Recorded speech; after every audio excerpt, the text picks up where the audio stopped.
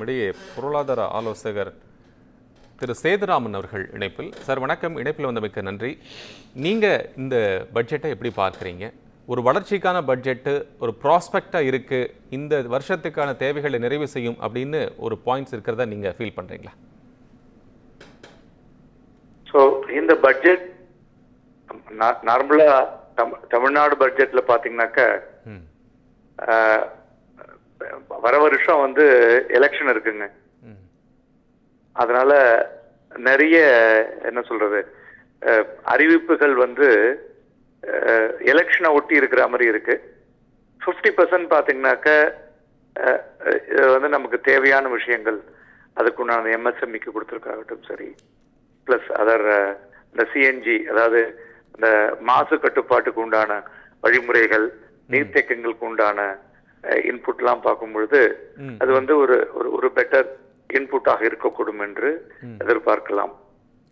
So but ஓவராலா பார்த்தீங்கன்னாக்க ஒரு இது என்ன சொல்றது, ஒரு மிக்ஸ் ஆஃப் எலெக்ஷன் வருது இல்லை, எலெக்ஷன் பிளஸ் செயல்பாட்டுக்குரிய சில இன்புட்டோட இருக்கு.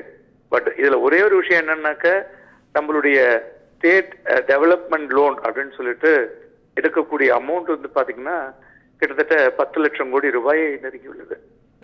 ஸோ அந்த 10 லட்சம் கோடி ரூபாய் நெருங்கும் பொழுது அதுக்கு நீங்க வந்து வட்டியே பாத்தீங்கன்னா ஒரு வருஷத்துக்கு 50,000 கோடி ரூபாய்க்கு மேல கட்டும்படி இருக்கும் பொழுது, வருமானத்துல வந்து பாத்தீங்கன்னா நம்ம வந்து கட்டுமானத்துறைக்கோ புதிய தொழில் முனைவதற்கு உண்டான சிறுமப்பு எழுப்புனதுக்கு உண்டானதுக்கு பாத்தீங்கன்னாக்க நமக்கு வந்து ஒரு அழுத்தம் கொடுக்கக்கூடும் அப்படிங்கிற மாதிரியான ஒரு விஷயமும் அதுல இருக்கு. பட் சேதுராமன் சார், இப்போ உங்களுக்கு நல்லா தெரியும், இப்போ நமக்கு வருமானம் அதிகரிச்சிருக்கு, அதே சமயம் வந்து அந்த நமக்கு கடனும் அதிகரிச்சுட்டே போகுது அப்படிங்கிறது வந்து ஆர் வி நாட் சஃபிஷியன்ட்? நம்ம இதை பே பண்ணி அதுலேருந்து வெளிவரதுக்கு, அந்த டெப்ட்லேருந்து வெளிவரதுக்கான வாய்ப்பே இல்லையா? அது வந்து குட் கொஸ்டின்.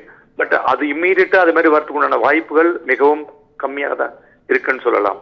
இப்போ உதாரணத்துக்கு நம்மளோட எலக்ட்ரிசிட்டி போர்டு, அதோட கடன் பாத்தீங்கன்னாக்க இது வந்து இப்ப இந்த வருஷத்துல இல்ல, காலங்காலமா பாத்தீங்கன்னா நிறைய அமௌண்ட் வந்து அதுல தேங்கி கொண்டே இருக்கிறது.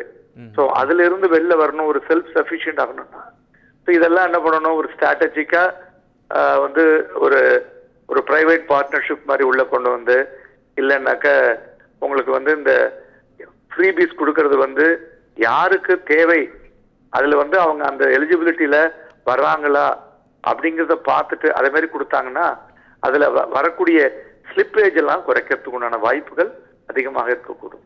ரைட். இப்போ இதில் ஃபினான்ஸ் மினிஸ்டர் தங்கம் தென்னரசு அவர் பேசும்போது என்ன சொன்னாங்கன்னா, ஜிடிபிக்கு நம்முடைய கான்ட்ரிபியூஷன் நிகராக அங்கேருந்து நமக்கு வருமானம் வர்றதில்லை அப்படின்னு சொல்றீங்க. Do you stand by the point?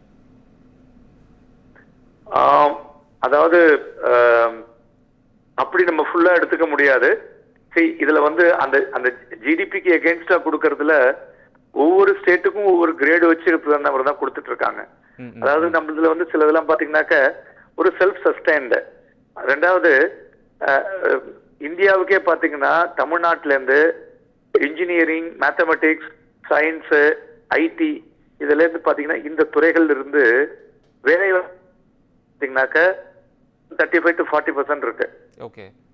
So Tamil Nadu is capturing more in through out இந்தியான்னு இருக்கு. அதனால சில அதெல்லாம் வைத்து அதுல வந்து நிறைய என்ன சொல்றது ஒரு எக்கனாமிக் இன்புட்ஸ் இருக்கு ஒவ்வொரு மாநிலத்தை எடுக்கும் பொழுதும். அதனால அதற்கு தகுந்த மாதிரி அந்த பங்கீடுகள் நடக்கிறதே தவிர இண்டிவிஜுவலா ஒவ்வொரு மாநிலத்தினுடைய இதை வச்சு அதை எடுக்கிறது இல்லை. இல்லை அந்த அளவுக்கு அந்த நம்ம ஏன்னா இப்போ அவங்க என்ன சொல்கிறாங்கன்னா, மத்திய அரசுலேருந்து நமக்கு கிடைக்கக்கூடிய வருவாய் வந்து வரி வருவாய் குறைஞ்சிக்கிட்டே வருது, வருவாயும் குறைஞ்சிட்டே வருது. அதே சமயம் இப்போ இங்கே இருக்கக்கூடிய விஷயங்களை வச்சு தான் நம்ம வந்து எல்லாத்துக்குமாக கொடுக்க வேண்டி இருக்கு. அப்படிங்கிற போது அந்த பிரச்சனைகள் இருக்கு அப்படிங்கிறத தான் அதுலேருந்து நம்ம புரிஞ்சுக்க முடியுது இல்லையா? ஆமா, அதாவது என்னன்னா மத்திய அமைச்ச வருவாய்கள், அதாவது ஜிஎஸ்டில இருந்து வரக்கூடிய ரெவென்யூ ஷேரிங், அதாவது அந்தந்த ஐஜிஎஸ்டி, சிஜிஎஸ், ஸ்டேட் ஜிஎஸ்டி என்ன உண்டு அதை கொடுத்துட்றாங்க. இதுல இருந்து என்ன பண்றாங்க, இப்ப வந்து பாத்தீங்கன்னாக்க பெட்ரோல் டீசல்ல வந்து சில வரிகளை வந்து சென்ட்ரல் கவர்மெண்ட் குறைச்சிருக்கு, அந்த சில வரிகளை ஸ்டேட் கவர்மெண்ட் குறைக்கல. சோ அதனால நமக்கு வந்து அதுல வந்து உங்களுக்கு வருமானம் வருது இல்ல, ஒரு மைனஸ் இருந்தா ஒரு பிளஸ் இருக்கு. ஸோ அதனால அதை வந்து அப்படி எடுத்துக்க முடியாது, அதான் சொல்ல வரேன். ஓகே. ஓவராலா என்ன மத்திய அரசாங்கத்துல இருந்து வர வேணுமோ அந்த பணங்கள் வந்து கொண்டு இருக்கிறது. அது வந்து உங்களுக்கு ஃபுல் ஃபிளஜ்டா வராட்டாலும் பார்ட் பேமெண்ட்ஸ்ல வந்துட்டு இருக்கு. ஓகே. இப்போ நமக்கு வந்து இவங்க ஃபியூச்சர் ப்ராஸ்பெக்டா சொல்லியிருக்காங்க 14.6% வந்து அதிகரிக்கும் அப்படின்னு வரி வருவாய் அதிகரிக்கும்னு சொல்லப்பட்டிருக்கு. அதுக்கான சாத்தியக்கூறு இருக்குன்னு நீங்க நினைக்கிறீங்களா? கண்டிப்பா இருக்கு சார். ஏன்னா இப்ப உலகளாவிய சந்தைகள்ல வந்தக்கூடிய செய்திகளை பார்க்கும் பொழுது ஜிசிசின்னு சொல்லுவோம். அதுல வந்து இந்தியாவில் 2 மாநிலங்களை தான் சிறப்பாக சொல்லியிருக்காங்க. ஒன்னு வந்து மகாராஷ்டிரா, இன்னொன்னு தமிழ்நாடு. ஓகே.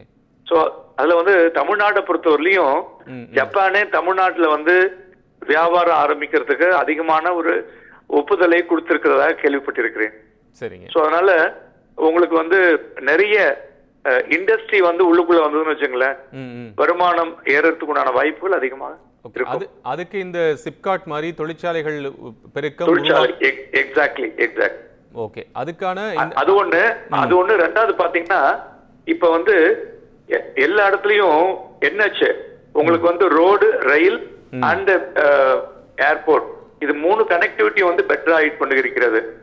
ஸோ அதனால உங்களுக்கு வந்து இப்ப போர்ட் கனெக்டிவிட்டி வந்து பெட்டர் ஆகும் போது உங்களுக்கு ஃபாரின் கம்பெனிஸ் வந்து நிறைய இன்னும் அங்க நிறைய டிஸ்டர்ப்ஷன் இருக்கிறதுனால இந்தியாவுக்கு வரதுக்கான வாய்ப்புகள் வந்து அதிகமா இருக்கு.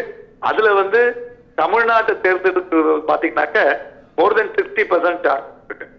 ஓகே. பட் இந்த சிப்காட் எல்லாம் செட் பண்றதுக்கு அந்த ஒரு தொழிற்பூங்கா அமைக்கிறதுக்கு அதுக்கான ப்ராசஸ் வந்து வித்தின் இயர் அது பாசிபிலிட்டி இருக்குமா? 1 வருஷத்துக்குள்ள முடியாது, 2 ல இருந்து 3 வருடம் எடுத்துக்கொள்ளும். ரைட். ரொம்ப நன்றி சேதுராமன் சார், வந்து உங்களுடைய வியூஸ் வந்து ஷேர் பண்ணிட்டீங்க. மிக்க நன்றி.